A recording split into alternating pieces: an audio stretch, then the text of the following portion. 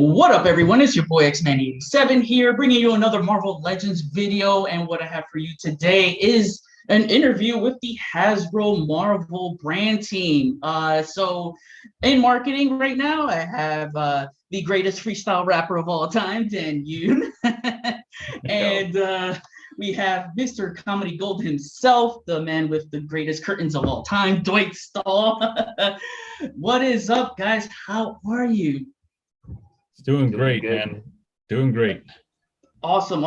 I guess I want to start off with sharing a fun fact. I wish Ryan Ting was here to see this, but I don't know, Dan and Dwight, I don't know if you guys know, but me and Ryan and I actually ended up going on a bidding war in eBay. And it was for this trading collectible box sealed in Magneto, and there was another one too. These two. It was funny because I posted on my Instagram, and he commented. He's like, "So you're the one that beat me to it?" And I'm like, "Oops, yeah." So now we know why he's not on this call. It's not that his child just woke up. He's still sour over that. Yeah, I know. It's a win for me, but I mean, he still wins with the better overall trading card collection. So we're hot off the heels from Fan First episode from last Tuesday, arguably your best live stream ever, man. That was awesome. So I want to just start off, focus on that, and let me know when you guys are ready for some questions. Yes. All right. So the first question is, with the new packaging reveals, many in the community have expressed concerns for the new packaging. This comes from being burned in the past due to toy aisle vandalizations, from seeing the figures repackaged and swapped with other figures or parts. The concern was acknowledged a few years back with it being looked into. Was this part of that plan being looked into, or did the plans change? We understand the eco-friendly environment. However, it also affects those being unable to inspect their figures for any cosmetics or QC issues to detect, to detect and save themselves from a bad purchase, or meant on card collectors who can't admire their figures in the box. So what can you tell us for those who are worried? Yeah, so I think Dwight and I could tag team a little in answering that long question, right? It's really layered. Corporately, as since 2019, Hasbro has made a big initiative and push, and you can go back to our official statement from Hasbro. But I think sustainability is a value that our team in Marvel Legends, but also as a corporation as Hasbro, is something that we really care for and strive to do. And so we've made some goals for sustainability purposes about plastic-free packaging, and we've kind of slowly phased that in. If you look at our VHS X-Men line, that has plastic-free packaging as well, right? And with our new Beyond Amazing program, you guys have taken a first look at, what is our plastic-free packaging right now for that program. All of the concerns that you listed are something that, we have taken into consideration. I think for people who are pre-orderers or buy stuff on e-com, I think the whole QC thing is something that, I think pre-ordering online and buying online is a practice that a lot of fans have already been used to, right? So there shouldn't be a concern there. As far as QC concerns, which we know is a real, thing, Dwight could go into it more, but we've done a lot of improvements to try to mitigate as much as possible those things from happening. And I think you can attest to the fact that we've seen a smaller percentage of that kind of thing happening, and Dwight can go into details more for that. As far as swapper is concerned, we know that's an unfortunate reality. We don't want to normalize that kind of practice because honestly, like, nobody should be doing that kind of thing, right? Just right. As a society, we shouldn't be normalizing that in general. But that was also a consideration that we put into it. We put a lot of thought into all the pain points and things that fans would want to bring up with plastic-free packaging. But we just really want to, emphasize again that a value that we have is for sustainability, and we're hoping that this plastic-free packaging initiative is something that goes more towards that direction. But Dwight, you want to talk a little bit more about the QC and the improvements that we've made to try to mitigate that as well? Sure. Yeah. Thanks, Dan. We're moving from the photoreal deco that's on our MCU figures and also applying that to our classic figures going forward. And we got a lot of praise over the last couple of years that that switch on the MCU solved a lot of the issues with deco having a little bit better control. So taking that same process for the face to our classics, one, we think it's going to make them look even more amazing. You're going to get a lot more deco on the faces than what you've seen in the past, which is just a good improvement anyways. And then on top of that, it should help alleviate some of those, QC concerns. We also receive a sampling of every figure when they come in before we bless them for production. So, whenever we get those in, we do our due diligence to lay those figures out, compare them to our paint masters, which is the rendered that we our benchmark is what we're trying to accomplish. And we compare and contrast to make sure we're as close to that as possible, so continuing to do that, which is something we always do, and then adding the photoreal, we think should help, just the overall quality of our product, period. And then, hopefully that'll minimize the quality concerns if something does, happen for a figure by figure basis down the line. Yeah. It kind of reminds me of like when you did those digital renders of the figures, like in the box, like the normal figures like this. So yeah, I was just curious. Good answer, fair enough. I appreciate every detailed answer, as it's pretty layered question. So I'm sorry.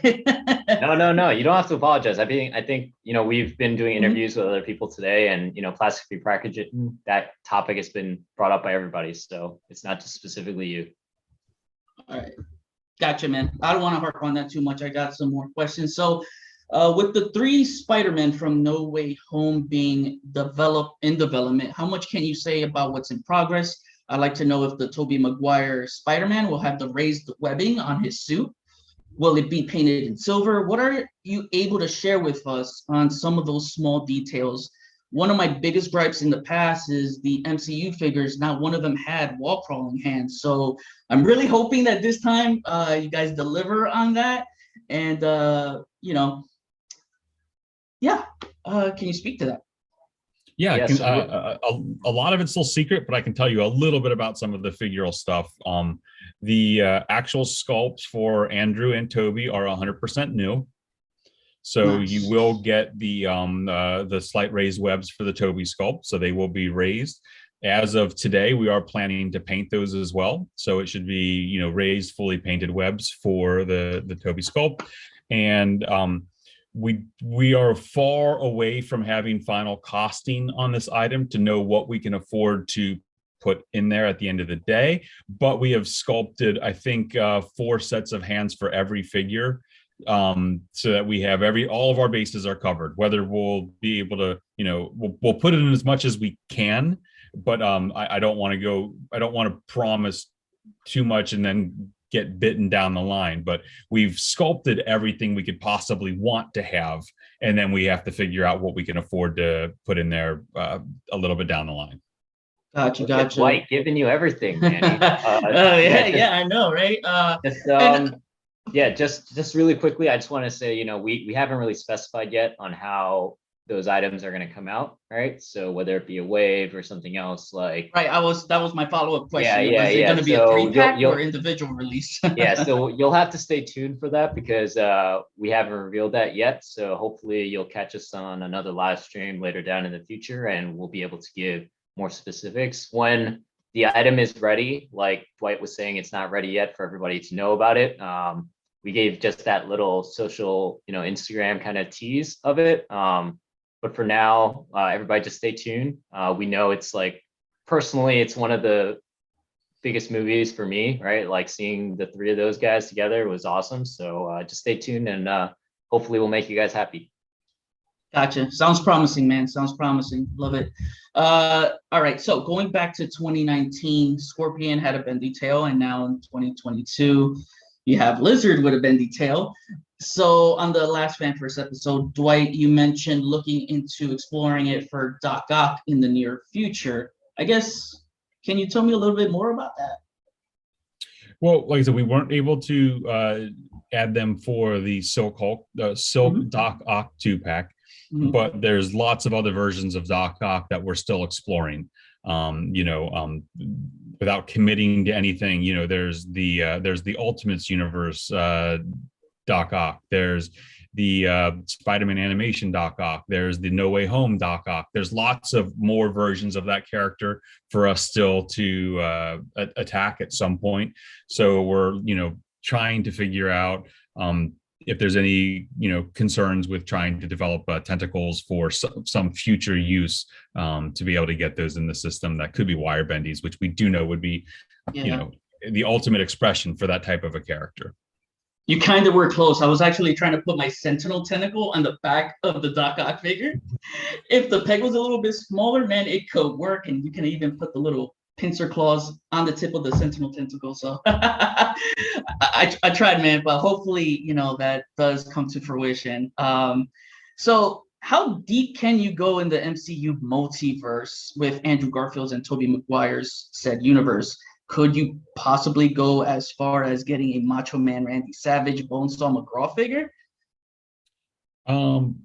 I think we could look at it. I think some of those earlier Sonyverse movies might require special deals with some of the people that were in them, or sadly in the Macho Man, dealing with his estate since he's no longer with us. But I think those things are. I don't know that any of those are off the table. I know we have not done a lot of groundwork on exploring those things at this point in time, but I don't think there's anything that's preventing us from doing those at some point in the future if the stars would align and if there was a big groundswell that the fans really, really wanted more from those. I don't know, Dan, what do you think? Yeah, no, I mean, I think especially with the older movies, it does take a lot more back end stuff that you guys are not privy to. That is, it takes a lot of, magic a little bit to come through to make happen.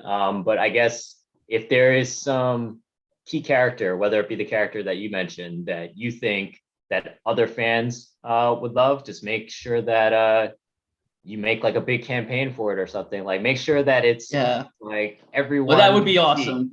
I think you guys would love to see it too. Now I'm thinking. Now I want a Bruce Campbell 3-pack. I want him as the ring announcer. I want him as the doorman. We can have a lot of fun. Let's go. Let's go. Yeah, man. Great. That's awesome to hear. So, will the Renew Your Vows Spider-Man toe articulation be exclusive to that figure only, or can it be applied to other characters with the same respectable body type?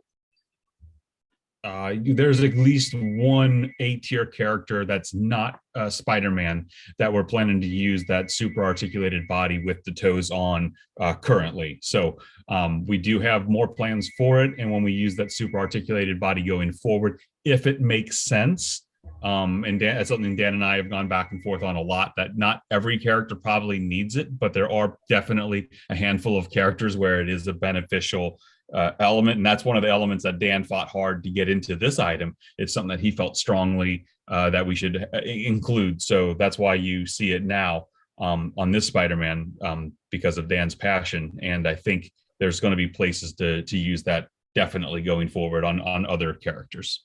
Awesome.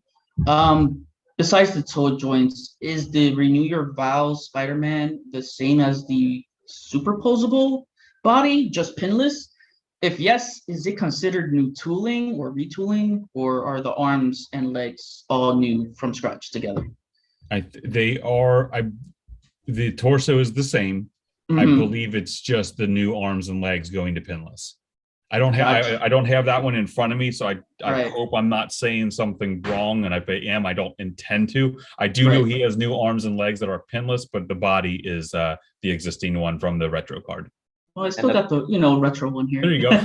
I was wondering if you the color blue is a little different too, so it's not exactly the same color as well. And also the serial number that you have on the thigh there is on the foot, so you won't see the serial number on there. All right, that is awesome. And Dwight, if you ever get a chance to, if you could look into trying to getting a waist cut under that inverted ab crunch, I know it's probably going to be a tight space, but it would be cool because if I try to twist my Spider-Man, the logo kind of separates. Yeah. So it'd be nice to get that waist swivel to line up the webbing pattern and stuff like that. Just throwing it in there. Hey, one more challenge, right? One more thing to look at. Yeah. I like to plant my seeds. You can tell. There you go. Also, does Ned Leeds? I don't think you said it on the live stream, but I know he has an overshirt, which you said that. Is it a waist swivel or a belly rocker? I think it's a belly rocker that under his shirt. Uh-oh, he's going near the curtains. Yeah, no, I was about to say you're getting an exclusive look at even I don't know what Dwight has in his office. You know what I mean? Is he keeping them all? I don't know what I did with it. I can't find it. I thought I had it right behind me in a box, but he does have articulation under his shirt. I think it is a belly rocker. Due to the thickness of his shirt, the way it applies, it's not super flexible, but it does allow him to rotate left and right. And I think there's a little bit of kind of a pivot to the sides as well. Yeah, I don't plan on putting him in wall crawling poses, but I was just curious to know about that. Also, is that Spider-Man Noir that you revealed for the Spider-Verse, is that on the T'Challa Star-Lord body? And if so, will the head easily swap without the neck? Without the neck peg detaching from the body? Because that was an issue with my Star-Lord T'Challa. Is when I was swapping the heads off, the neck peg would pop off with the head, and I would have to use tools to kind of get that peg out and put it back. Yeah, one of the challenges by trying to do some of the different articulation systems is something that we found on that figure. Trying to have that double articulation, sometimes it was a little bit of a problem to get it to come off the way you want it to. So I do believe that does use some of the T'Challa Star-Lord parts. I think we gave him new boots and the different jacket and arms, of course. But he does have swappable heads. We had noted that. So I do believe we tried to fine tune the articulation system so that when the head pops off, it just pulls off at the top of the neck, not at the bottom. So I believe that has been cleaned up. Gotcha. Is that jacket of his going to be used for future figures? Because I know you kind of want to go towards a new jacket style than the ones that Phantom X and Gambit has. So it would be cool to get more of a straight down jacketed look too, besides the flowing nature of it. Just want to, throw that your way. Yeah. Planting that seed. Yeah. What was that? No, I was joking. You said you were planting a seed for us. Oh yeah. I always do. Probably like every question. So get used to it. All right. So you mentioned about the face print tech earlier. I guess, can you go in depth with how the realism of the face print tech used on MCU figures are now being applied onto the comic figures? Like, how exactly does that work? Is it like video games where they hire like a face model and, boom, they got the actor's likeness? So if so, where are you getting these people from? I'm just curious to know. No, that's a very good question.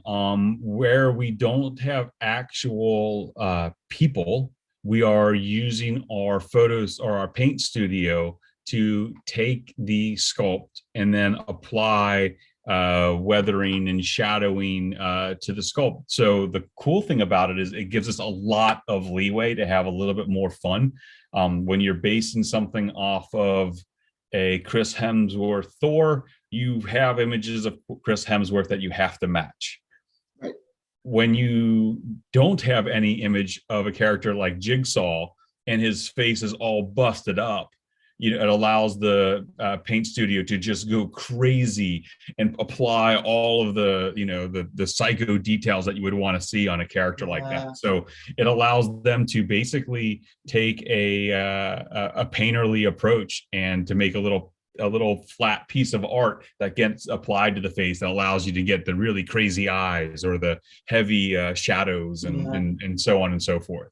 That's pretty cool because with the past Silk figures, you know, a lot of people in the community said Silk didn't even look Korean. She looked more Hispanic, and I guess this is a great way to really capture the character's representation, you know, of their ethnicities and stuff. Would you agree? Oh, absolutely. Like the first time when we did Silk, all we knew was her name. When we had Right, worked on our character, she wasn't even in the books yet, so we didn't know her background. right, So, it was just kind of like basing it off of a couple of pieces of art that we had very, very early on from the concepting of the character. That's what right. we went on. And then as we learned more about her, and we're like, oh, she's Korean. Oh, she now has a much shorter hairstyle, et cetera, et cetera. It Yeah, allows us to try to make something that can better represent, all the different people of the planet. right. That's all. Yeah, because when I saw it, I was like, oh wow, she looks Korean this time. This is like I can see how this is very beneficial. So kudos on that. Next question. How do you guys feel about the friendly competition amongst your peers at Hasbro?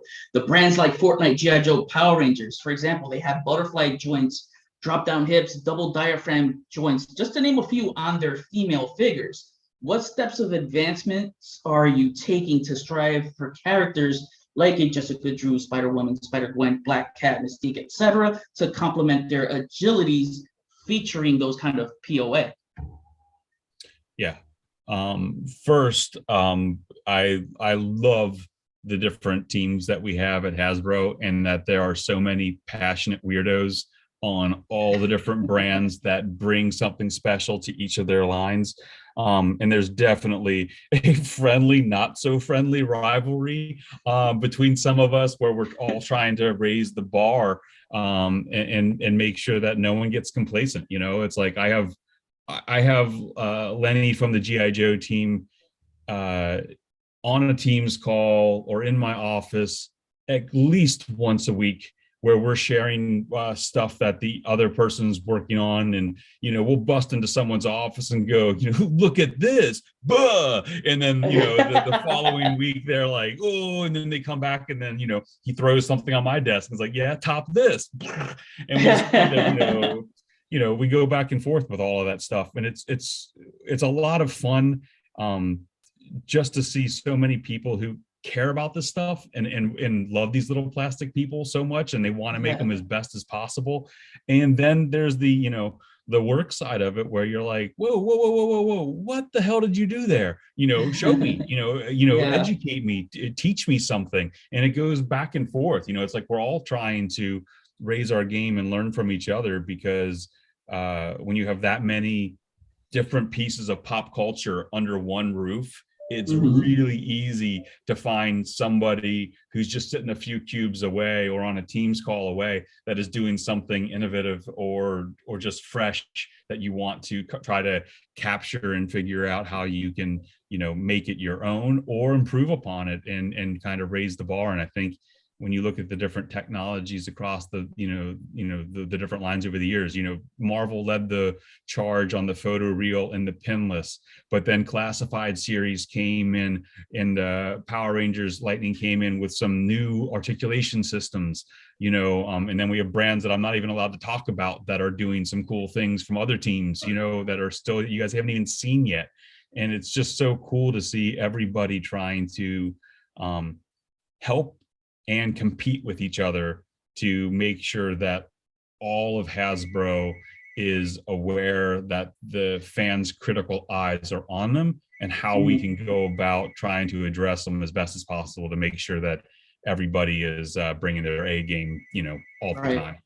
That's the And cool thing. it's not even just like a design perspective too, like even at a marketing perspective, like Legends, we did the stop motion animation marketing with DGDX, right? And right after that, like Transformers did their own stop motions too, right? Like just like an example, like we're always trying to we're always super friendly at Hasbro. Like nobody, like we're actually like all good friends. It's just that we're also very competitive too, and we want to be number one. Like me, Ryan, and Dwight, we want to be the best, and we kind of think ourselves to being the best, and we want to maintain that status of being the best. So yeah, it's always good to see that we're never complacent, and that we're constantly striving to push each other to be better.